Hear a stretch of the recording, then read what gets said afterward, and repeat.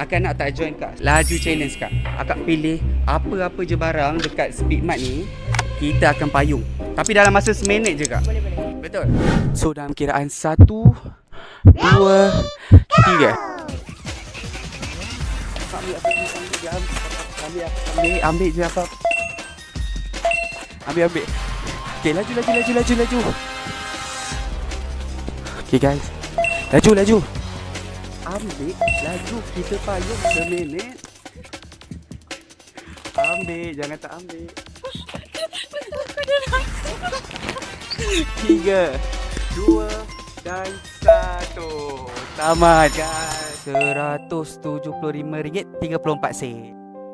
Nadia kerja ke sambung belajar? Saya still sambung belajar lagi. Patutlah masih belajar. So apa feeling Nadia? 99 laju dah payung ni. I very terima kasih dekat 99 laju. Okay guys, 99 laju, terima kasih. Weh, nak join Sapu Laju ke? Senang je weh. Korang follow je akaun social media kita orang sebab semua maklumat, semua update lokasi dah ada dah dekat situ. Kalau korang takut orang lain dulu join daripada korang, korang terus follow akaun Telegram group kami sebab